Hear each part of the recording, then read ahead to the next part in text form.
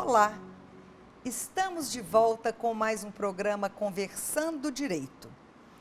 Hoje, um programa sobre declaração de imposto de renda, para ajudá-lo na declaração deste ano. Conosco estão aqui, para muita honra do programa, a advogada tributarista Alessandra Brandão e o contador Ernalton Leão, que vão nos ajudar a compreender o imposto de renda. O pagamento de impostos é um dever do cidadão. Eles são fundamentais para promover o crescimento econômico e o desenvolvimento social do país. O dinheiro arrecadado com impostos é utilizado diretamente pelo governo federal. E você sabe para onde vai o imposto que pagamos? É sobre isso que vamos falar hoje no Conversando Direito. É um grande prazer recebê-los aqui no nosso programa. O prazer é todo meu. Me sinto muito honrada por participar deste programa. Agradeço o convite também e para mim é sempre uma satisfação falar do imposto de renda, que é um assunto tão importante para a sociedade, né? Certamente. Doutora Alessandra, as pessoas às vezes não compreendem bem as expressões tributo, imposto, taxa, contribuição. Eu queria que a senhora falasse um pouquinho sobre esses conceitos jurídicos. O tributo é um gênero que significa uma relação que o Estado tem com o cidadão, que tem por objeto o pagamento de uma quantia em dinheiro que decorre de uma compulsoriedade, de uma relação jurídica que nasce independentemente da vontade da pessoa. Esse gênero tributo, ele tem várias espécies. A espécie mais importante é o imposto, aquele que é pago pelos cidadãos para custear as despesas genéricas do Estado, ele não tem uma destinação específica e ele é mensurado com base em índices de riqueza que a pessoa demonstra. As taxas são tributos que decorrem de uma prestação de serviço. O Estado presta um serviço e é remunerado por isso.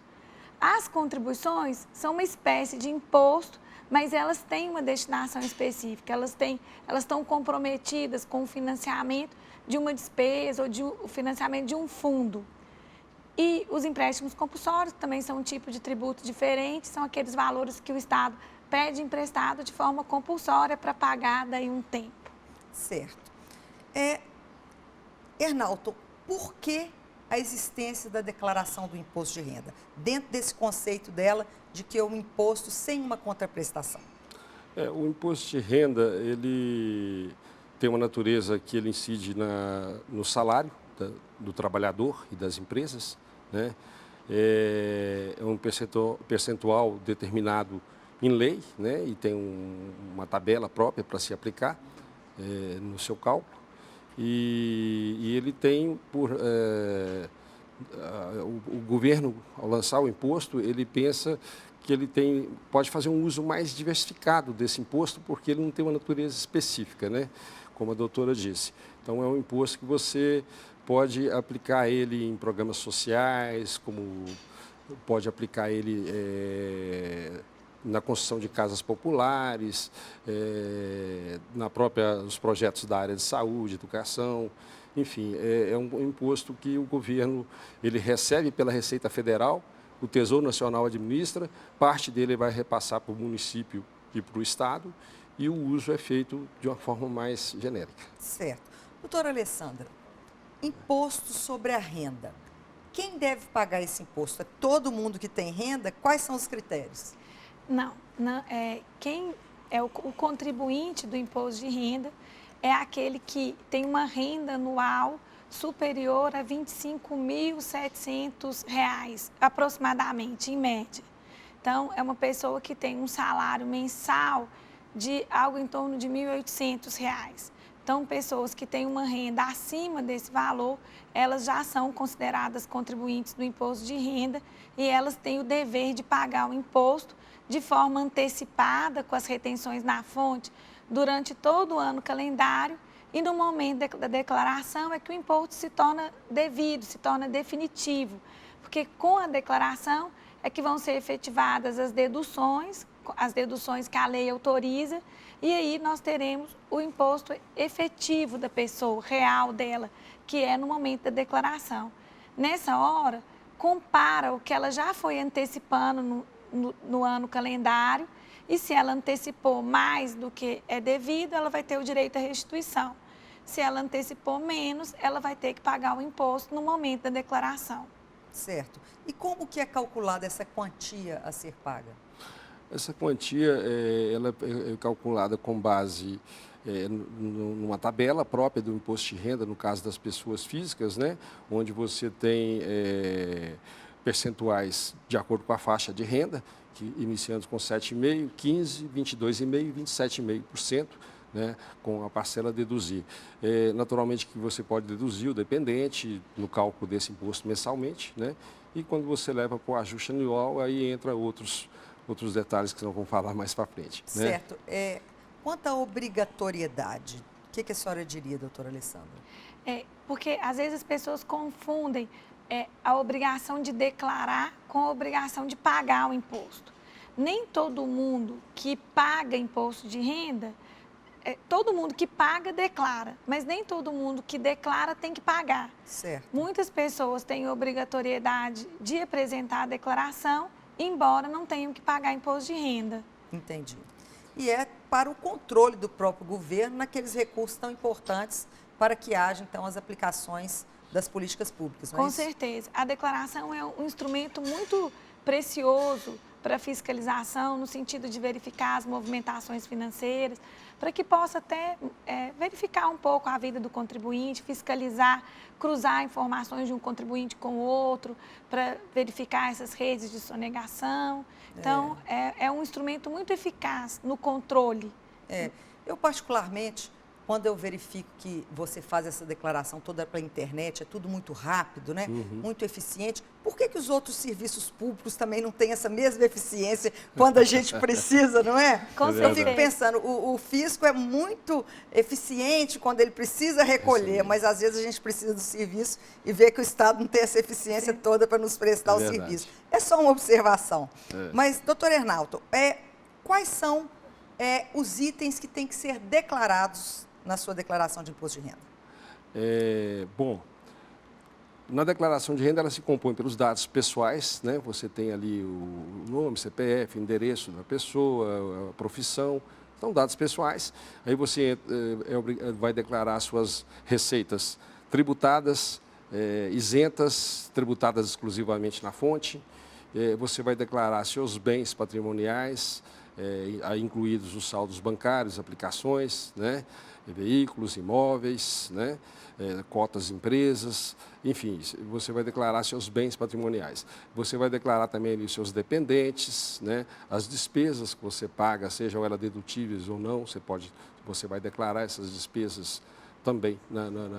Essa informação também vai constar da sua declaração. Doutora Alessandra, muita gente fala o seguinte: não gosto de pagar imposto, porque você paga o imposto e a hora que você precisa do serviço público, você não tem o serviço público. O que a senhora diria para essa pessoa que tem esse pensamento?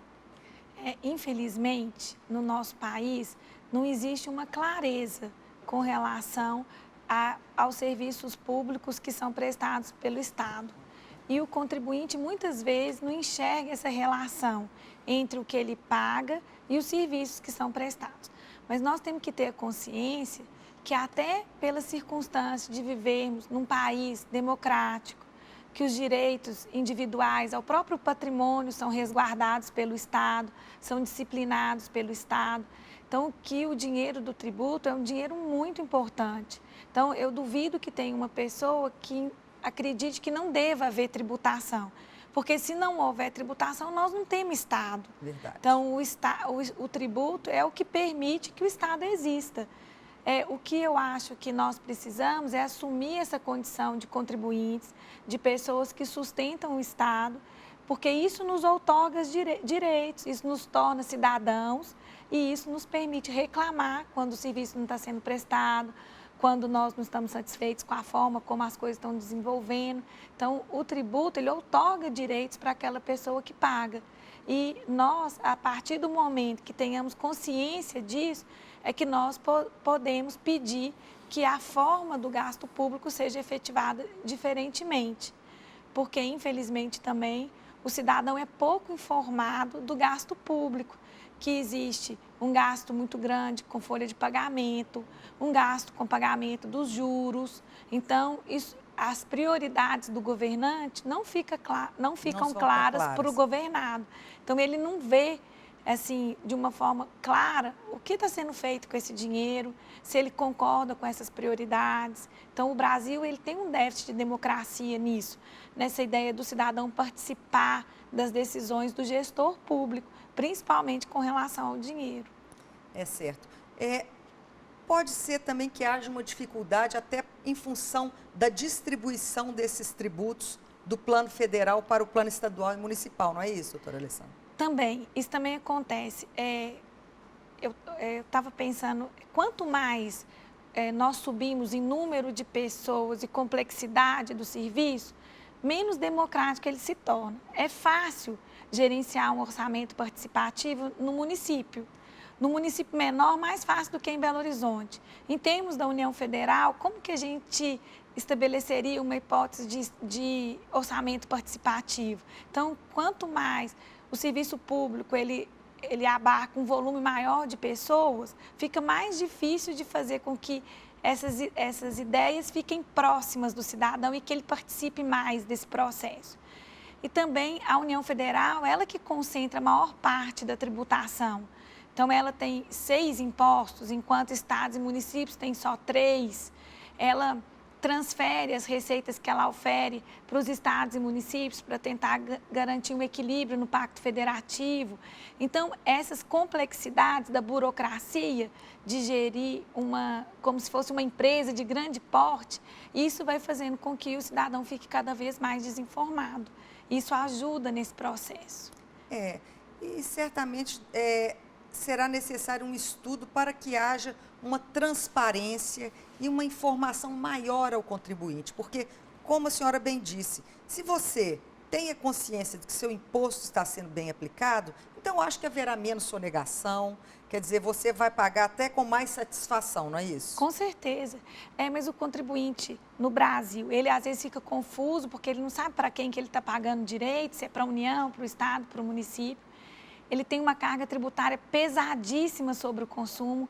As pessoas no Brasil não têm consciência como que as coisas custam caro em virtude da carga tributária que está embutida. Nós vamos falar sobre essa carga tributária, porque esse assunto é muito interessante, mas no próximo bloco nós voltamos já já, fique conosco.